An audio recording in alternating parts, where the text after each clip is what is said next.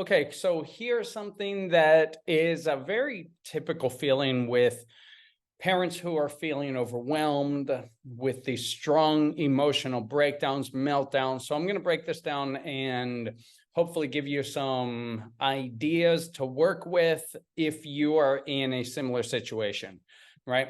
So, and some things to look for as well in this case. So I'm at the point where I don't enjoy my 7-year-old's presence at all. This is both unfortunate, but also kind of normal, especially when things get difficult. I know I felt guilty, and this can lead to intense guilt, right? Because you're a parent and you can't, like, you dread them waking up or coming home to school. I started to feel this at some points, right? There aren't any good times anymore. She says she hates me and wishes I would die multiple times a day, brags for social media, which I don't allow, screams and screams at me and my fiance, bullies her sister, and gets bad grades. She has kissed a boy in our neighborhood and wants to have a boyfriend and wear makeup and ask me daily for bras and fake nails. I have never acted like this, nor as anyone in our family. She was raised with love and respect and a lot of conversations about what is right and wrong. And this is unimaginable to me, and I don't even know where to begin. Okay. So let's take this step by step a little bit. I'm at a point where we talked about that. There aren't any good times anymore. I would start here. Like you mentioned here, I don't know where to begin. I would start there. There aren't any good times anymore. I highly doubt that's true. There are probably many intense bad times, the bad times are obviously overshadowing any positivity and any good and helpful parts. But to say there aren't any good times in a 24-hour day, there are no smiles, there are no times when you're just relaxing, when you're seeing her play, when you are eating, maybe any sort of, like, there aren't any good times. I highly doubt that. So that's where I would start, is to identify the good times, identify something good in her and in yourself. And because we are energetic beings, what we pay attention to, what we give attention to, appreciates, right? The word appreciation, it doesn't really mean thank you. It means to increase, right? And when we say thank you for something, we are receiving it and acknowledging it.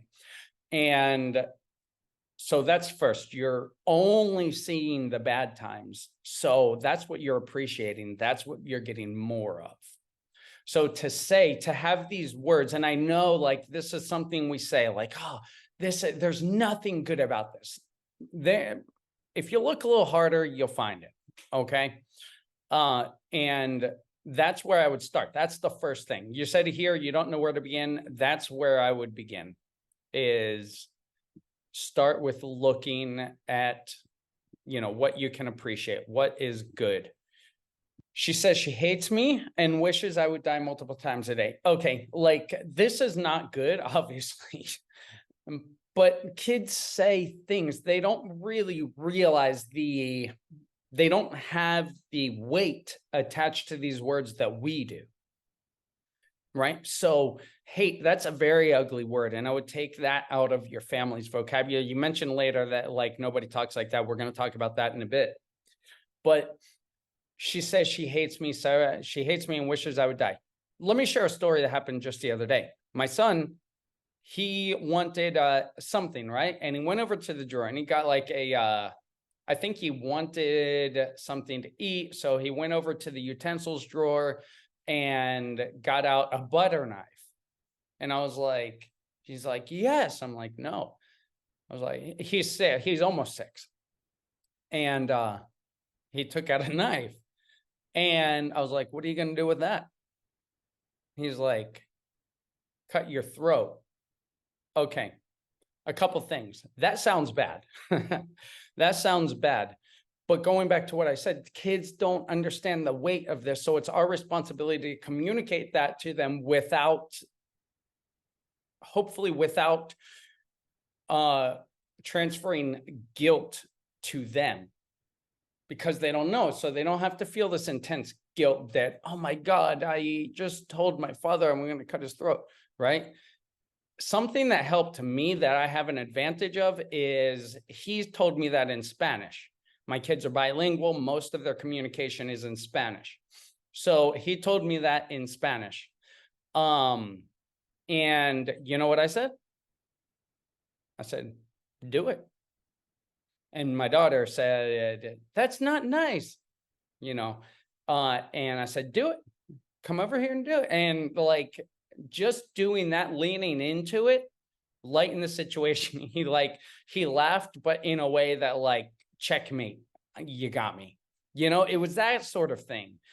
But going back to what we appreciates, if I were to punish him, blow up on that, if I were to give that attention and become outraged or even punish him for that, that gives that behavior more energy. And I'm not saying be a lenient parent, let everything go, but we have to understand these deeper things, right?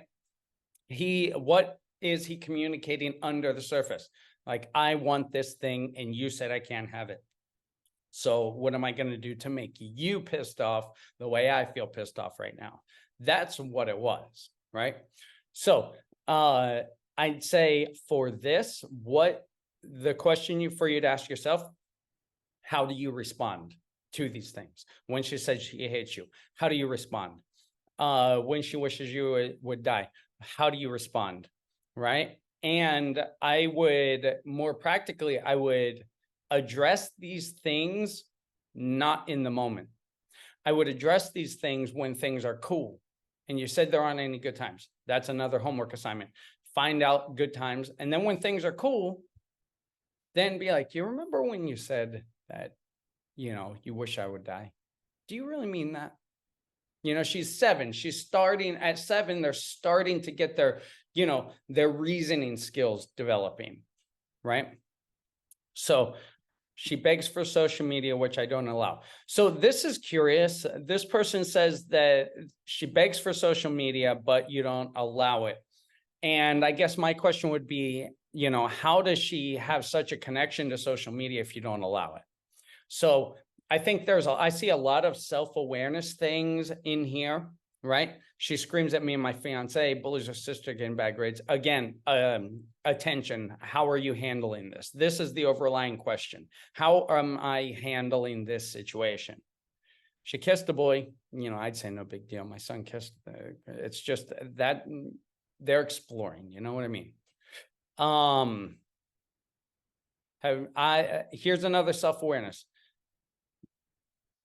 Maybe you haven't acted like us. Maybe you don't act like this. But this is something that I see can be a block for you. To say, I have never acted in this way, or anyone in our family. I see there's some self-awareness things here. Why? Because I am fairly self-aware, especially since what I do in my parenting, and I'm looking to get better. And I've done these things. I've blown up. I've lost my temper. I've got angry, right? We all have. But so to say, I have never acted like this is can be self-deceptive, right? So I would just say, take a real look at yourself and ask your daughter. I've asked my kids, like, listen, call me out if I am saying this, because I look at what they're saying and I understand my kids are a mirror. So I said, okay, call me out if I ever say that to anybody, not just to your kids. Of course, you probably don't tell your kids that you hate them and you wish you were dead. But what is your communication like to other people, right? So, and again, I would also I would, if I were to talk to this person, I would ask her or him, it's probably a her, I think, but anyway, it doesn't matter. I would ask them, like, what is her relationship with the fiance? Right? What's her relationship with the fiance? What's a relationship like with her dad? Where does she fit in the family? Like these sorts of things. But the first thing, I guess I want to give you something, the first thing to do when this, number one, check yourself, do a self audit. Like, see if you can spend a week and really be mindful of what you say, what you do, how you act. But more importantly, notice the good times. Notice the good times. Identify them. Write them down in a gratitude journal. Write them down in a good time journal. Even if it's like one little smile in a day, boom, yes, accept that. Right? So that's number one, and be grateful for it, and then watch that bloom.